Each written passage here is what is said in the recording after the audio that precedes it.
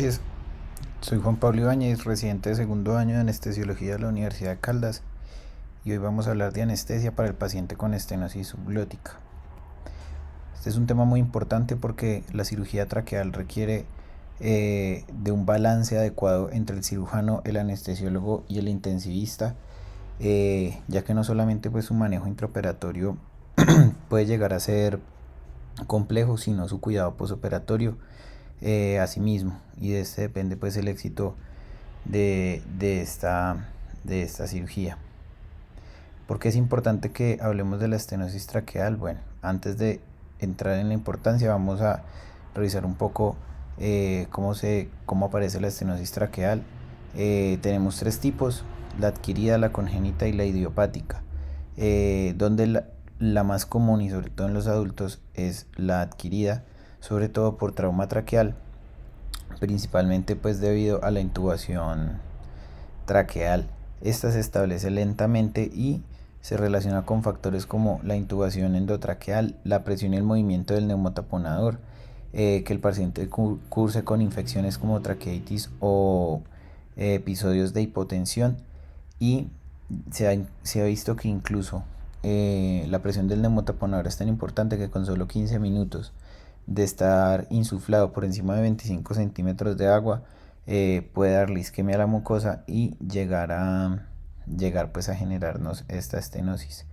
Este es un tema muy importante actualmente, porque después de la pandemia hemos visto un incremento significativo en los casos que llegan a nuestras instituciones. Antes de la pandemia se tenía que dentro de los pacientes ventilados en la UCI hasta un 50% podía tener lesiones en la vía aérea asociadas a la intubación endotraqueal. Antes de la pandemia, un 10 hasta un 22% de los pacientes intubados en la UCI desarrollaban estenosis traqueal, pero durante la pandemia se vio el fenómeno de que casi la mitad de los pacientes llevados a UCI requerían de ventilación mecánica invasiva y por tiempos muy prolongados. Y si bien la evidencia no es muy clara, se han visto en algunos estudios que la incidencia puede ser muy baja, desde un 3.3% y en otros hasta un 40% de estenosis traqueal posintubación en los pacientes que estuvieron en la UCI intubados por COVID-19. Dentro de las consideraciones preanestésicas que tenemos con estos pacientes, debemos tener en cuenta la localización de donde está nuestra estenosis, eh, ver si es una obstrucción fija, determinar también si la obstrucción es intra o extratorácica, y los síntomas del paciente nos pueden ubicar un poco en dónde está esta lesión. Los pacientes que tienen disnea al inspirar pueden tener obstrucciones extratorácicas o llegar a tener obstrucciones fijas en la mayoría de los casos. Cuando tienen disnea al expirar o dificultad pues para botar el aire, la obstrucción suele ser intratorácica y suele deberse a fenómenos como la traqueomalacia o los tumores de la vía aérea inferior, que nos pueden dar estenosis traqueales también. Debemos tener en cuenta cuál es el diámetro mínimo de estas estenosis. Hay que saber que cuando la estenosis tiene un diámetro de aproximadamente 5 a 8 milímetros, da síntomas iniciales pero que no son tan marcados, como disnea de grandes esfuerzos y estridor con el esfuerzo. Ya cuando hay menos de 5 milímetros de diámetro o está pues más del 90% de la luz ocluida, ya vamos a tener un empeoramiento significativo de los síntomas iniciales, con un estridor en reposo, desaturación e incluso cianosis, lo que nos puede decir que este es un caso urgente y el paciente pues requiere de una intervención rápida. En esta gráfica podemos ver cómo se da el fenómeno de la disnea al inspirar y expirar dependiendo de dónde esté la lesión pues traqueal. Cuando la dificultad es con la inspiración, la lesión es extratorácica, debido a que cuando se da la inspiración hay una presión negativa en la vía aérea, y si tenemos una compresión externa como en el caso de una masa, esa presión negativa de la vía aérea va a causar colapso de la tráquea y va a empeorar pues el paso del aire, y esto pues se resuelve con la expiración porque ya tenemos una presión eh, mayor pues dentro de la vía aérea cuando está saliendo el aire. Cuando tenemos una obstrucción intratorácica se da el fenómeno contrario.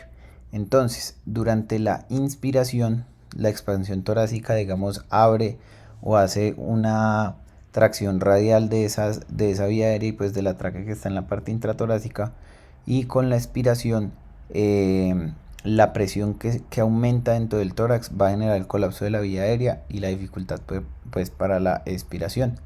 Dentro del diámetro tenemos la clasificación de Cotton, donde el grado 1 pues no tenemos ninguna obstrucción hasta el 50% de la luz, en el grado 2 tenemos del 50 al 70, en el grado 3 tenemos del 70 al 90%, y el grado 4, dependiendo de dónde se lea, puede ser un menos de un 10% o una obstrucción completa de la luz de la vía aérea. Por lo general los síntomas empiezan a aparecer de forma significativa del grado 3 hacia adelante. Entonces, hay unas preguntas claves que debemos hacerle a estos pacientes cuando llegan a la consulta preanestésica o cuando llegan de forma pues urgente al quirófano. Hay que saber si toleran toleran el decúbito supino, ya que debemos abordar al paciente en la posición que él más tolere, porque si no tolera el decúbito supino y realizamos la inducción anestésica, hay riesgo de que se obstruya completamente la vía aérea. Hay que preguntarle también cómo manejar sus secreciones. Estos pacientes tienen muy poca tolerancia a los cambios de las características de sus secreciones. Entonces, por ejemplo, a la hora de darles oxígeno suplementario sin ninguna humidificación o que éste se encuentre frío, estas secreciones pueden volverse más difíciles de manejar y obstruirme la vía aérea. Hay que preguntar si hay estridor en reposo. Muy importante ese dato, porque si tenemos un estridor en reposo, puede que el diámetro traqueal sea menor de 5 milímetros, lo que nos dice que hay un riesgo de que se obstruya la vía aérea pues en un poco tiempo, y que requerimos de un diámetro de un tubo endotraqueal muy pequeño, al menos del número 5 e incluso 4 o 5, que son los que pasan pues por ese diámetro traqueal. Hay que saber si es una vía aérea difícil previa. Muchos de estos pacientes ya estuvieron intubados y podríamos preguntarles si ellos tuvieron conocimiento de si intubación fue fácil o difícil para nosotros prepararnos también a la hora de abordarla. Preguntar si hubo radioterapia previa para ver que no hayan alteraciones anatómicas, restricciones a la movilización cervical. Preguntar si usa esteroides inhalados o sistémicos es un dato muy importante, sobre todo para dárselo al cirujano, ya que si hay que hacer una anastomosis de la tráquea, en caso de que el tratamiento sea con una resección traqueal, esto puede empeorar un poco la cicatrización de esta anastomosis. Y preguntar si ha tenido intervenciones previas en la vía aérea, ya que esto nos puede dificultar el abordaje, puede haber alterado la anatomía o puede haber mayor riesgo de complicaciones respiratorias. Los puntos críticos que tenemos que tener en cuenta al examen físico de estos pacientes: primero, ver la vía aérea buscando predictores de vía aérea difícil que buscamos normalmente en la consulta preanestésica, y ver si tiene desviación o no de la tráquea, lo cual nos puede dificultar la intubación en caso de que esté presente. Siempre debemos ver cómo está la movilidad cervical de estos pacientes, ya que estos pacientes deben tolerar los movimientos cervicales como una hiperextensión cuando se les va a realizar una broncoscopia rígida. Y también deben tolerar la flexión cervical, digamos, muy marcada, porque en caso tal de que se haga una anastomosis de la tráquea, estos pacientes pueden necesitar estar en flexión cervical durante una parte importante del posoperatorio. Dentro de los predictores que tenemos disponibles para detectar complicaciones luego de una resección traqueal o luego de una cirugía traqueal, la literatura no nos da unos en específicos, pero tenemos algunos estudios que nos pueden ayudar a darnos una luz. Entonces, en este primer estudio, donde se hizo un estudio descriptivo de cohortes con 94 pacientes adultos que iban para resección traqueal, se vio que factores como la extensión de la resección. Entre más resecaran, mayor riesgo de complicaciones habían, con una P pues estadísticamente significativa y un out ratio de 4.3, que es bastante significativo. Sobre todo pues este dato tomaba mucha relevancia cuando se iban a resecar más de 4 centímetros de tráquea en estos pacientes. También el hecho de que tuvieran comorbilidades, entre más comorbilidades tuvieran, mayor riesgo tenían de complicaciones posoperatorias. No dan un número específico de comorbilidades pues para aumentar el riesgo, pero sí decían que entre mayor número de comorbilidades, mayor riesgo de complicaciones, y que tuvieran una traqueostomía previa también podían pues predecirnos complicaciones posoperatorias. Dentro de estas complicaciones posoperatorias descritas en el estudio estaban algunas relacionadas con la anastomosis, como lo era la formación del tejido de granulación en la anastomosis, dehiscencia de estas anastomosis, o incluso la reestenosis. Otros también que podían aparecer no relacionados con estos eran infección, disfagia, disfonía, hematomas del cuello y aparición de fístulas traqueosofágicas. Este otro estudio, también descriptivo de cohortes con 27 pacientes adultos que iban a resección traqueal, nos confirma el dato de que enfermedades crónicas e intervenciones previas con una P estadísticamente significativa presentaban un mayor número de complicaciones, y pueden ser factores que nos digan que este paciente tiene más riesgo de presentar alguna de las complicaciones pues que ya les he comentado. Dentro de los estudios diagnósticos que tenemos para estos pacientes, uno que se usaba hace tiempo, que todavía nos puede aportar algunos datos importantes, es la espirometría, ya que con la curva que nos dan de volumen flujo podemos darnos una idea de dónde está la obstrucción y si es una obstrucción fija o dinámica de la vía aérea.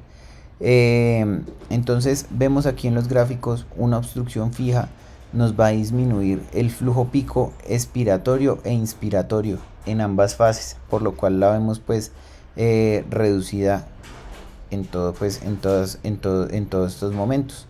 Ya cuando tenemos obstrucciones variables de la vía aérea, entonces podemos ver la extratorácica, donde tenemos el flujo pico expiratorio normal, pero vemos que hay una disminución del flujo inspiratorio por el mecanismo pues que les comenté en las diapositivas pasadas.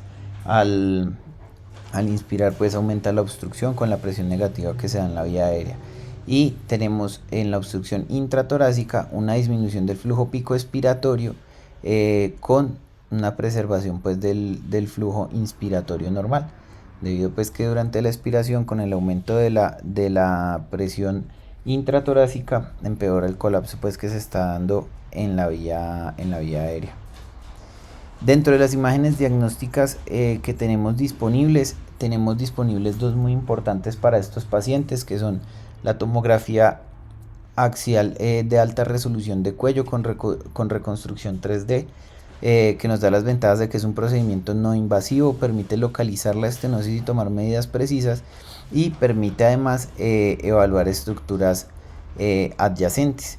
Tenemos entonces estos ejemplos aquí, donde podemos determinar el grado de estenosis que tiene este paciente y la extensión pues de esta misma y su localización pues más precisa.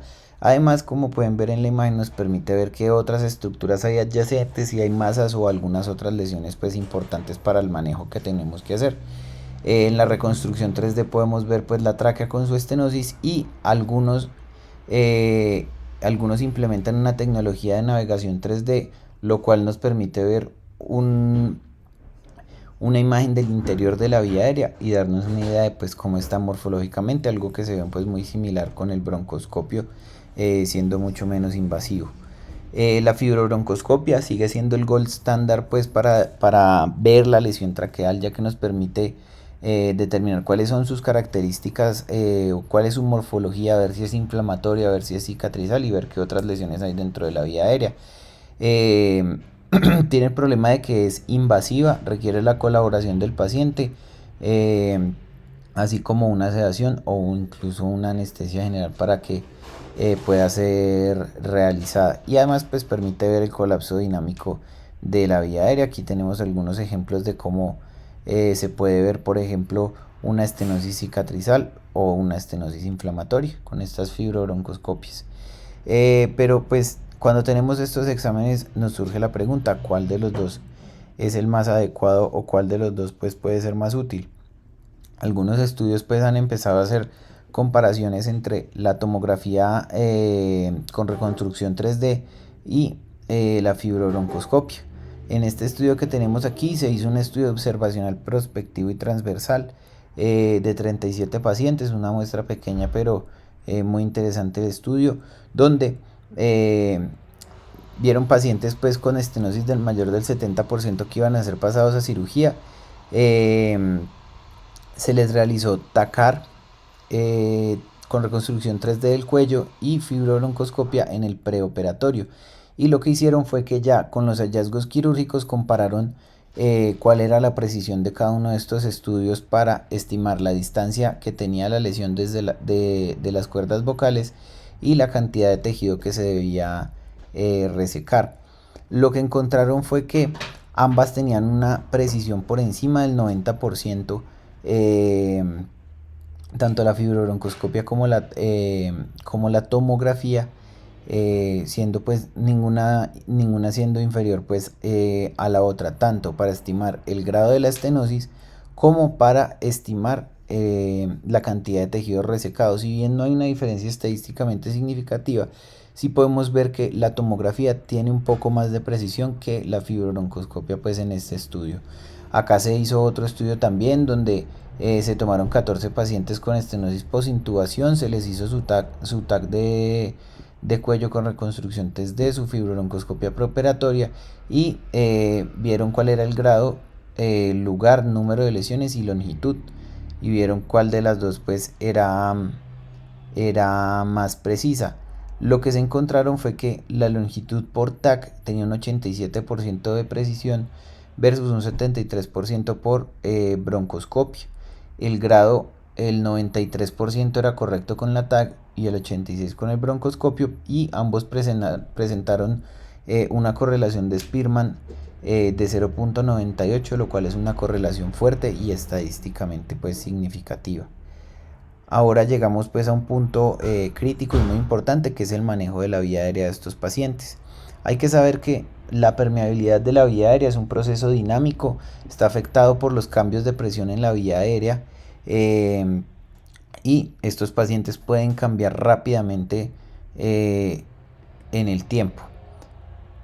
Tenemos que tener siempre cuando nos lleguen estos pacientes una estrategia preventiva para abordar una vía aérea obstruida, ya que en cualquier momento se pueden obstruir, especialmente cuando llegan de urgencias con estenosis grados Cotton 3 o mayores. Primero tenemos que definir qué tan crítico es el manejo, manejar esta vía aérea. Hay que saber si este paciente tiene estridor en reposo, está desaturado, mucho esfuerzo respiratorio. Puede ser que este paciente esté con una obstrucción inminente y hay que manejarlo rápidamente. Hay que saber si van a ser útiles o no las medidas de soporte que ya vamos a ver en la diapositiva siguiente. Hay que saber cuáles son las características de la lesión y cómo me afecta el manejo de la vía aérea. Si yo debo pasar un tubo endotraqueal 4-5 o 5 para manejar esta vía aérea, estos tubos son muy cortos y puede que requiera adaptar otro tubo para que funcione, o usar tubos, por ejemplo, microlaringios o tubos endobronquiales, los cuales tienen un diámetro menor y son de mayor longitud, en caso pues de que los tenga disponibles. También hay que definir en qué servicio voy a manejar esta vía aérea. Estos pacientes van a estar en urgencias. Idealmente debo manejarla en quirófano, pero si el paciente no está en condiciones de transportarse hasta el quirófano, puede ser necesario que bajemos hasta urgencias donde está el paciente, para poder manejar rápido su vía aérea. Bueno, dentro de las medidas de soporte que tenemos disponibles, tenemos tres principales. Tenemos la cánula nasal de alto flujo, que nos da la ventaja de que da un CPAP continuo con un oxígeno tibio y humidificado. Mejora la permeabilidad de la vía aérea con este CPAP constante y mejora el manejo de secreciones debido a que este gas que está entrando está tibio y humidificado. Eh, el, la guía que nos dan pues para inicialmente manejar eh, una cánula nasal de alto flujo es iniciar de 20 a 35 litros minuto y titular la FIO2 según la saturación de oxígeno. Otro abordaje que podemos hacer con la cánula nasal de alto flujo es iniciar con flujos más altos del tipo 50 a 60 litros por minuto con una FIO2 del 100% para que recuperemos al paciente de forma rápida y luego ir titulando esta cánula nasal de alto flujo hasta que logremos pues los parámetros deseados de saturación y de esfuerzo respiratorio del paciente mientras que se inicia la cirugía. Otra medida de soporte que tenemos son los esteroides. Si bien pueden llegar a empeorar la cicatrización de una anastomosis, en el momento de la urgencia pueden ayudar al paciente a contrarrestar el edema o la inflamación de la vía aérea. Pueden usarse tanto por vía venosa como inhalados. La otra estrategia que tenemos es la adrenalina nebulizada, que se usa principalmente en el CRUB, que puede presentarse en los niños, pero también en los pacientes con estenosis subglótica puede ser útil para bajar el edema que se esté dando a nivel de la estenosis y mejorar la permeabilidad de la vía aérea. La dosis que se usa es 1 a 3 miligramos de adrenalina más 4 mililitros de solución salina en el nebulizador. Hay unos puntos claves que tenemos que tener en cuenta en la vía aérea y es que esta es una vía aérea de difícil manejo de entrada con un alto riesgo de obstrucción total. ¿Por qué es una vía aérea difícil? Primero, es una vía aérea difícil fisiológica. Estos pacientes se pueden descompensar, inestabilizar y desaturar rápidamente mientras estoy haciendo, por ejemplo, una laringoscopia. Además, va a ser difícil porque un tubo endotraqueal convencional puede que no pase la obstrucción y puede que por intervenciones previas este paciente tenga alteraciones morfológicas que hagan que su vía aérea sea difícil. Además pues que tienen el alto riesgo de obstruirse totalmente en cualquier momento. Este manejo de la vía aérea requiere la colaboración del anestesiólogo y del cirujano. Lo ideal es que cuando yo voy a abordar un paciente con una estenosis subglótica que requiere una cirugía traqueal, debe estar el cirujano en sala en caso tal de que se requiera una traqueostomía de urgencia para rescatar a ese paciente. Siempre tener a la mano tubos de diferentes calibres. Ojalá el mínimo calibre que tenga en sala sea un 5 o un 4.5, los cuales nos dan los 5 milímetros de diámetro externo para pasar por la estenosis más pequeña. Siempre también tener equipo para vía aérea quirúrgica disponible para poder abordar esa vía aérea rápidamente en caso de que se obstruya. Debemos evitar premedicar con benzodiazepinas u opioides antes de entrar al quirófano, ya que una depresión respiratoria, por más mínima que sea, puede disminuir el esfuerzo con el cual se adaptó el paciente para vencer esa resistencia y se nos obstruya la vía aérea. También debo evitar los intentos repetidos de intubación, ya que tengo riesgo de generar hemorragia y edema que pueden empeorar la permeabilidad de esta vía aérea. También nos surge la pregunta aquí, ¿cuál es la vía aérea ideal para estos pacientes? La vía aérea ideal para estos pacientes es una que me dé una oxigenación y ventilación adecuada, que me proteja la vía aérea inferior de detritus o de secreciones, pues para que no haya broncoaspiración, que me dé unas condiciones quirúrgicas adecuadas para el cirujano y que no incurra en riesgos adicionales inaceptables. Tristemente, ninguno de los abordajes que tenemos disponibles para vía aérea nos va a cumplir todas estas condiciones, pero debemos tener en cuenta que cada abordaje tiene sus ventajas y sus desventajas. Entonces, el abordaje con intubación endotraqueal es muy bueno porque nos permite un control más preciso de la oxigenación y de la ventilación y nos va a proteger la vía aérea inferior. Sin embargo, tiene el problema de que es invasiva y nos altera el campo quirúrgico, ya que el cirujano no va a poder entrar a la parte posterior de la tráquea, porque pues ahí está el tubo, por decirlo así, estorbando en el campo quirúrgico. Otra que tenemos es la vía aérea con máscara laringea, permite un control más o menos adecuado de la oxigenación y la ventilación. No me va a proteger la vía aérea inferior, pero es menos invasivo, fácil de colocar y al cirujano no le va, no le va a interferir pues con su campo quirúrgico. Otra opción que tenemos es el paciente en ventilación espontánea usando su vía aérea natural, con lo cual pues no hay nada de invasión, el cirujano no va a tener nada estorbando pues su campo quirúrgico, pero no vamos a tener ninguna protección de la vía aérea y no vamos a tener ningún control sobre la oxigenación y la ventilación porque pues dependemos de lo que ventile el paciente. Otra opción que tenemos que vamos a ver más adelante es la ventilación jet, nos deja oxigenar bien el paciente, no da una protección adecuada, no da una protección adecuada de la vía aérea, ya que los chorros de gas o de oxígeno que se están dando podrían llegar a empujar detritus hacia el inferior. No estorba tanto con el campo quirúrgico y no es tan invasivo pues a la hora de aplicarse. Y una última opción que tenemos es la circulación extracorpórea, que permite oxigenar bien al paciente y reemplazar pues su ventilación. No estorba con el campo quirúrgico, pero es extremadamente invasivo y no nos va a proteger la vía aérea inferior. Bueno, la intubación endotraqueal puede aplicarse a la mayoría de pacientes. Es, es el método pues, de abordaje más utilizado y más estudiado, como lo vamos a ver ahora. Eh, Debemos pues tener en cuenta que eh, los pacientes que tienen estenosis críticas, uno debería poderlos intubar despiertos o con fibrobroncoscopio, eh, para estar seguros pues de que el tubo va a pasarlo de la forma más suave y adecuada y no ir a obstruir pues la vía aérea.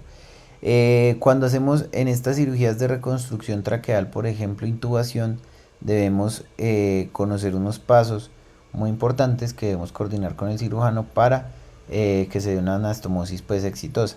Entonces, como podemos ver en la diapositiva, en el punto A tenemos la intubación convencional, pasando pues el punto de la lesión. Tenemos acá el cirujano donde ya hizo eh, la resección traqueal que requería. En este momento el cirujano lo que hace es, eh, nosotros, antes retiramos el tubo endotraqueal un poco, cuando ya el cirujano pues va a hacer la resección, y él con un tubo estéril vuelve e intuba al paciente desde el campo quirúrgico. Cuando ya se va a realizar la anastomosis, lo que hace el cirujano es pasar, como lo vamos a ver en esta imagen, eh, una sonda, una sonda estéril, puede ser una sonda de Nelaton por ejemplo, hacia la parte superior de la vía aérea. Nosotros debemos recuperarla en la cavidad oral y debemos aplicar este proceso pues para anudarla de forma adecuada, estando la punta de la sonda dentro de la punta del tubo, como lo podemos ver en esta imagen. No nos puede quedar así porque si no, no va a pasar por la glotis del paciente.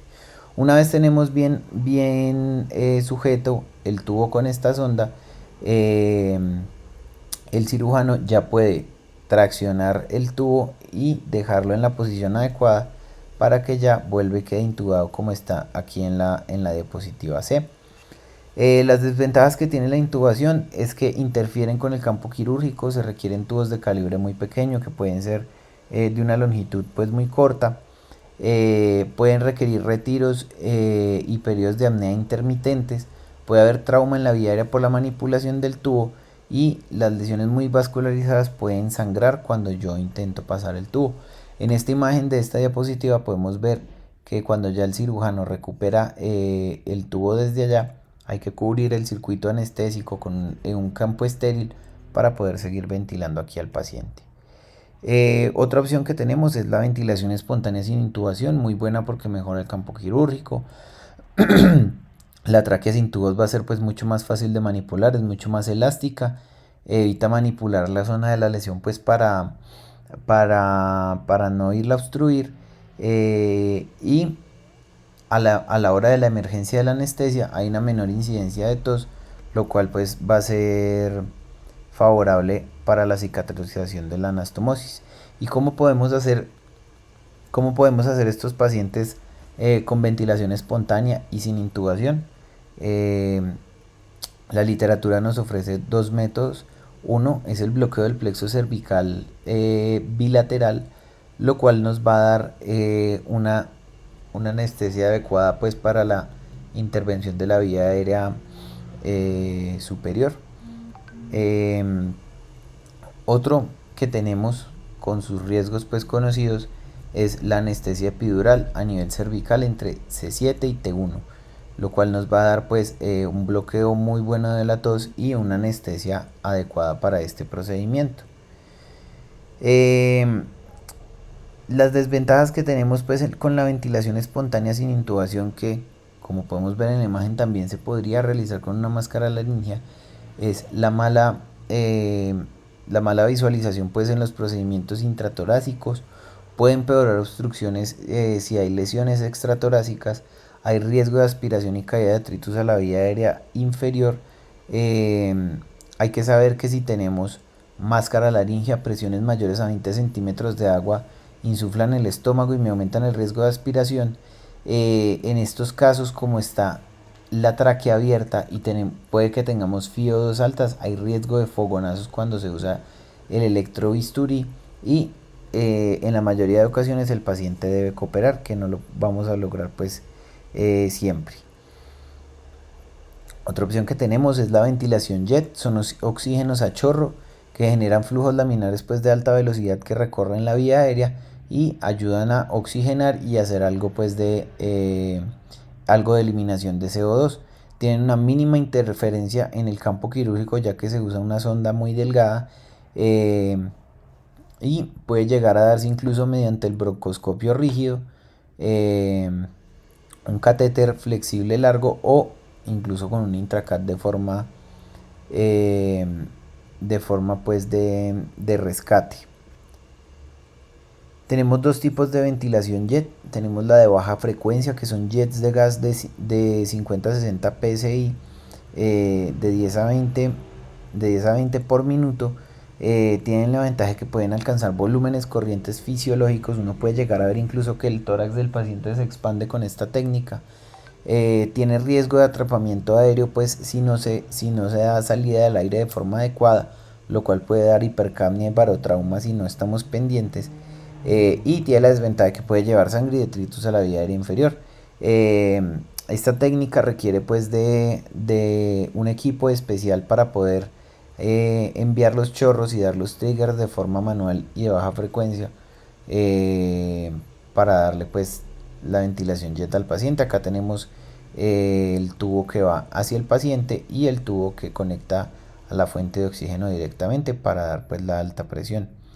Tenemos la otra que es la de alta frecuencia, requiere un ventilador de alta frecuencia que da jets de gas de 100 a 400 respiraciones por minuto.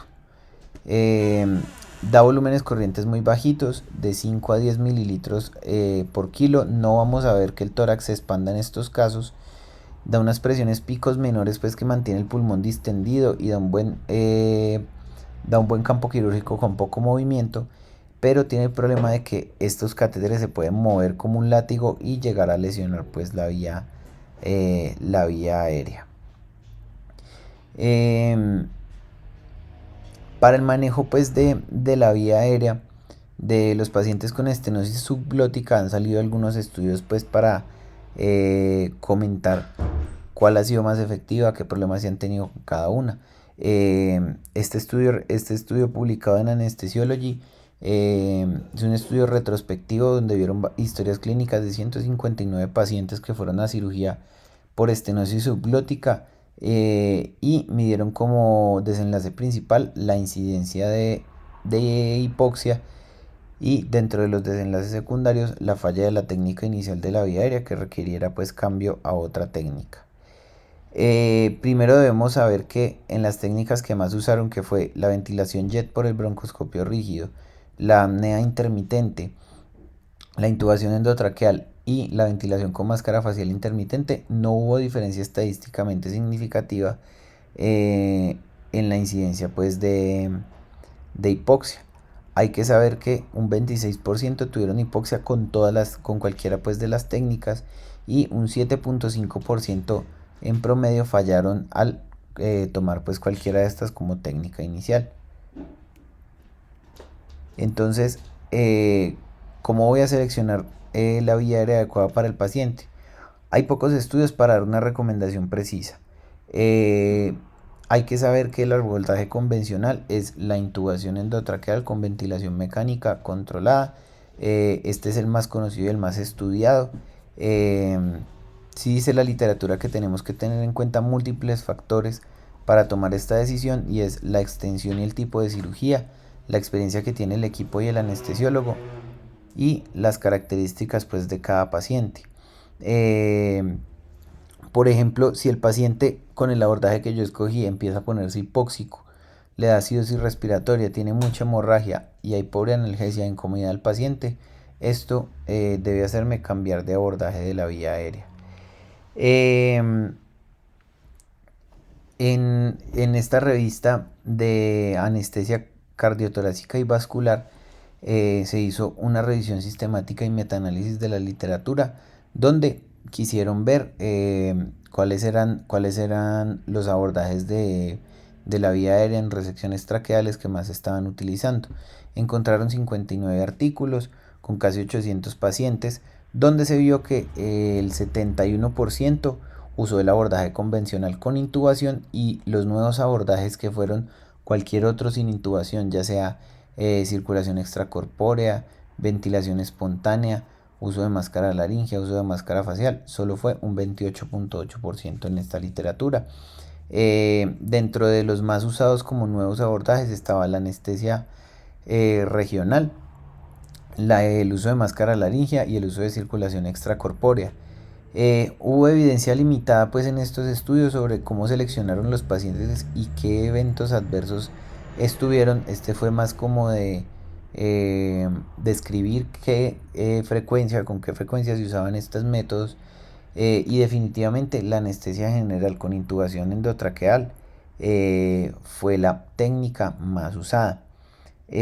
Con base pues a lo que encontraron en el estudio, hacia el final de la revisión sistemática y el metaanálisis, con los datos que lograron obtener sobre complicaciones, dieron estas recomendaciones.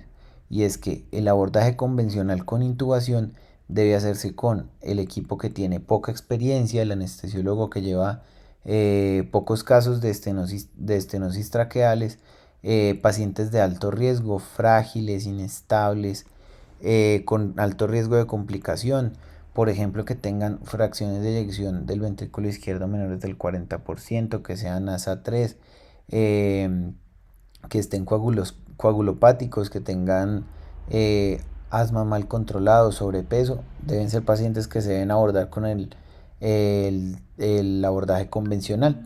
Dentro de los nuevos abordajes, ya sea máscara laringea, ventilación espontánea con anestesia regional, debe ser un equipo con mucha experiencia, que sepa muy bien manejar las complicaciones que se puedan dar durante el procedimiento. Deben ser pacientes que estén por lo demás sanos, o pues que sean de bajo riesgo, y que tengan la capacidad de colaborar, eh, pues para seguir adelante con estos métodos. Ya en el manejo intraoperatorio, para la preparación tenemos que tener en sala tubos de diferentes tamaños, empezando desde el número 4 o 4 o 5, tener tubos flexo anillados para que no se nos acoden y no se dañen fácilmente durante la cirugía, tener un fibrobroncoscopio, ojalá del tamaño pediátrico de 3.5 milímetros, ya que permite el paso por los tubos del número 5 hacia abajo. Tener siempre el carro de vía aérea difícil completo y dentro de la sala en caso tal de que haya una emergencia. Siempre tener el cirujano en la sala en caso tal de que se requiera una vía aérea quirúrgica de emergencia. Siempre un buen acceso venoso suficiente para el paciente, y determinar cuál es la posición más cómoda para el paciente para realizar la intubación pues en esta misma.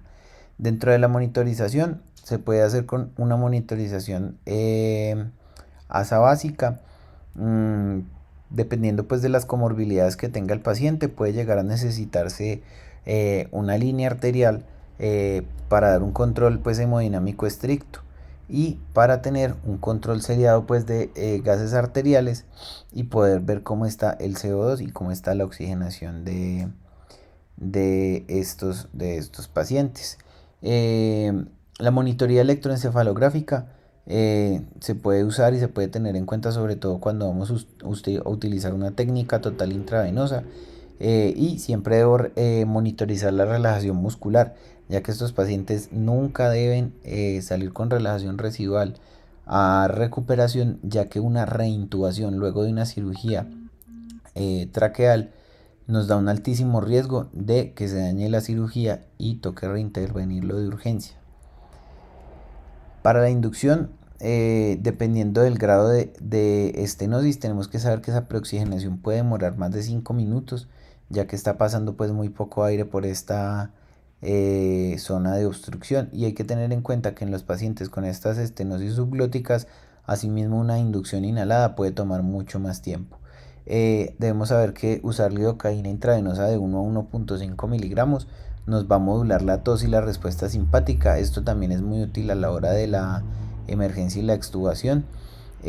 Topicalizar las cuerdas vocales con lidocaína también nos va a ayudar a disminuir la tos y la incomodidad del paciente. Si requiero hacer una dilatación de la vía aérea, luego de la inducción se puede pasar pues el broncoscopio rígido para tratar de dilatar la lesión y posteriormente intubar al paciente. Siempre, siempre, siempre hay que saber que los bloqueantes neuromusculares nos van a facilitar el paso del broncoscopio rígido, y en muchas ocasiones puede que sea necesario pues aplicarlos. Para el mantenimiento se ha recomendado la anestesia total intravenosa sobre la balanceada por varias razones. Uno, al abrir la vía aérea se va a perder el anestésico inhalado, y no solamente pues va a afectar al grupo de cirugía, sino que no voy a tener un control adecuado sobre la profundidad anestésica de mi paciente. Hay que saber que los cambios y los movimientos de los dispositivos hacen que sea muy poco confiable la inhalada, y la principal ventaja es que la anestesia total intravenosa me separa la anestesia del campo quirúrgico, con lo cual pues ninguno, ni el cirujano ni el anestesiólogo va a interferir pues con el trabajo del otro en estos momentos. Se ha recomendado infusiones de propofol, remifentanil y dexmedetomidina, la dexmedetomidina dando la ventaja de dar algo de analgesia al paciente y un despertar mucho más tranquilo, para evitar pues movimientos bruscos durante la emergencia. Y siempre debería usar relajantes musculares para evitar cualquier movimiento hasta que se suture la anastomosis traqueal, siempre vigilando el grado de relajación que tenga mi paciente. Mm, ya para la emergencia y la extubación, este es el momento más crítico eh, de todo el procedimiento, ya que es el momento donde hay más complicaciones y sobre todo relacionadas con el movimiento del paciente, la agitación o la tos. Tenemos 4 puntos principales en la emergencia y en la extubación, y es que debemos mantener la flexión cervical cuando sobre todo se hizo cirugía de resección traqueal. Debemos evaluar siempre cómo está el sangrado en la vía aérea y cómo maneja el paciente sus secreciones, ver que no esté obstruido. Descartar el edema laringio, siempre estar pendiente pues de esa parte para que el paciente no se nos vaya a obstruir. De ser posible, evaluar la función de las cuerdas vocales, ya que se pueden lesionar los nervios laringeos recurrentes y darse una parálisis de las cuerdas vocales. Debe evitarse a toda costa la agitación al despertar y la tos al despertar. La tos la podemos prevenir con lidocaína intravenosa, y la agitación con la infusión de dexmedetomidina podemos disminuir un poco su incidencia. Eh, Siempre debemos evitar una extubación apresurada que lleve a una reintubación. Este debe hacerse en un punto adecuado, ni muy temprano ni muy tardío, ya que si lo hago muy temprano y el paciente se obstruye, no ventila, lo debo reintubar y eso también es catastrófico, y una agitación también me puede pues dañar todo el procedimiento quirúrgico. Puedo evitar la agitación también dando soporte a la cabeza, aspirando secreciones antes de extubar, previniendo las náuseas y el vómito postoperatorio para darle una mayor comodidad al paciente. Siempre verificar que no haya relajación residual, dar una adecuada analgesia multimodal e incluso regional con bloqueos del plexo cervical y debe darse un cuidado postoperatorio inmediato en la UCI para evaluar que el paciente no vaya a perder la permeabilidad de su vía aérea. Muchas gracias por su atención.